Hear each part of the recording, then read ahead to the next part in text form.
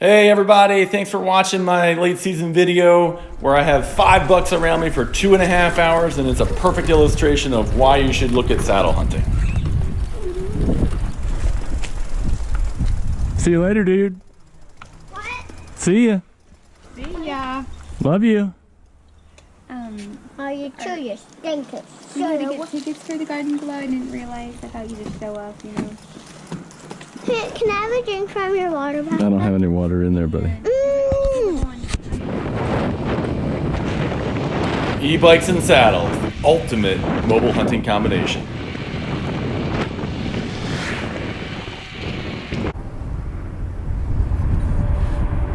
I had literally just gotten to the height where I was going to hunt in this new tree I've never been in before, and I've got limbs to get out of my way, I've got all my stuff to bring up the tree, all my stuff to get settled in, and the deer are already working their way towards me. The only way I can pull this off and get it set up is by remaining hidden behind the tree in saddle hunter fashion.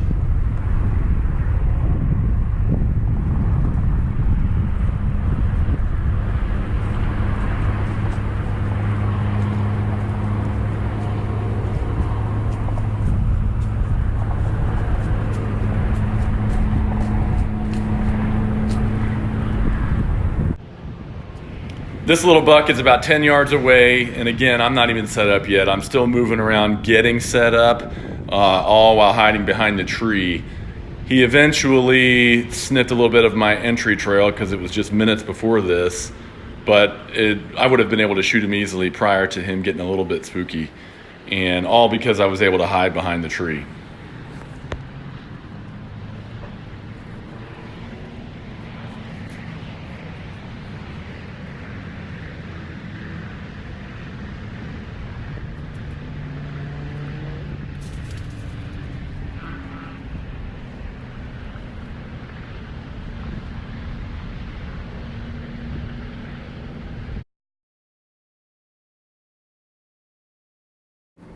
Smile, little buddy, you made the Instagram story of the evening.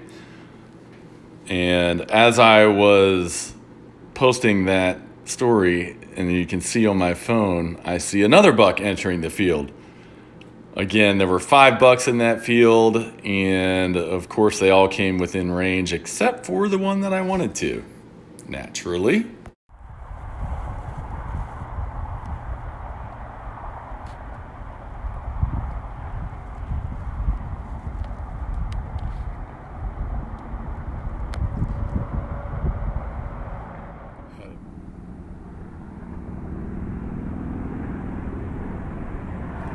So here's a time-lapsed section of the video where I had several of these deer around me for quite some time.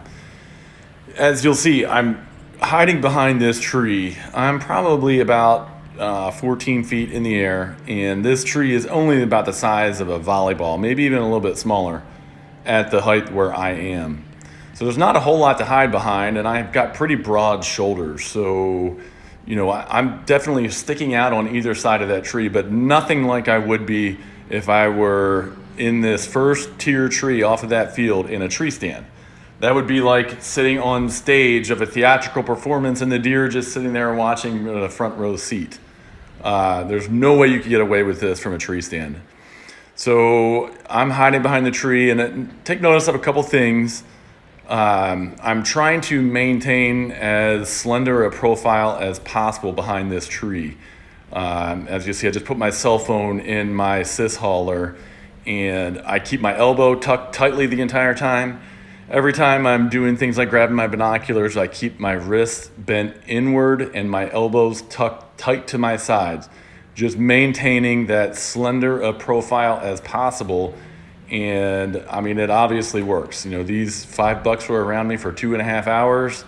I could have shot 4 of the 5, and the nice 3.5-year-old that you'll see up closer here in a minute was he came into about 70 yards, but he bedded down twice to get to that point, and then it got dark on me as he was bedded at 70 yards. But it was a great hunt with a lot of action, of course. And here is the video where I was showing, zooming in on these two bucks, the one that you can see closest there is actually a nice 2.5-year-old that's dropped one side already.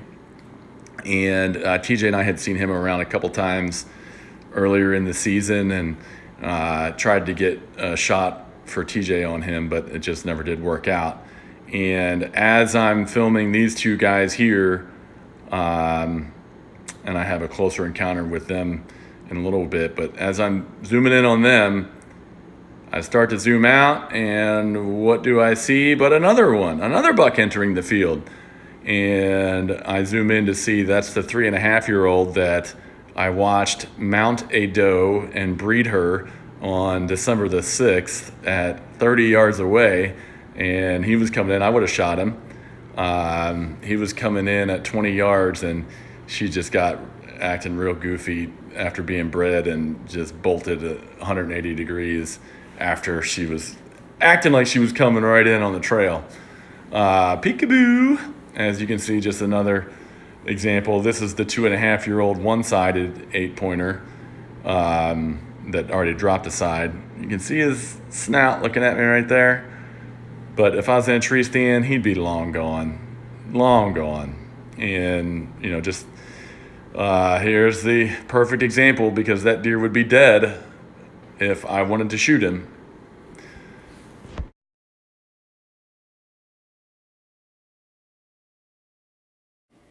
So after smelling my ground scent, he moseyed on off, but again, offering another opportunity to shoot that I don't believe would have been there had I been on that front side of that tree in a tree stand. But what a nice 2.5-year-old. I'm really excited to see what he turns into next year. Great looking little buck.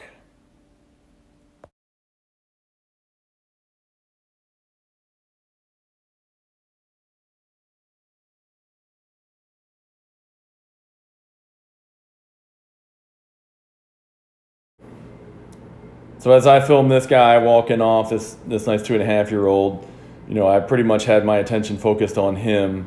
So I need to get back to what's going on with the rest of the bucks. As I pan over, I see the 1.5-year-old is only about 40 yards away.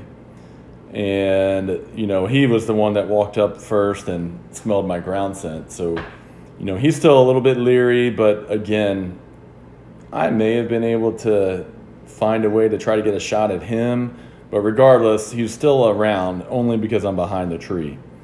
Then as I pan over to the one that I would have shot out of the group, he's bedded down at about 120 yards away or so, and he's just nice and relaxed. Of course, I have the wind in my favor throughout this whole time, but this was a really cool encounter with all 5 bucks, but especially him.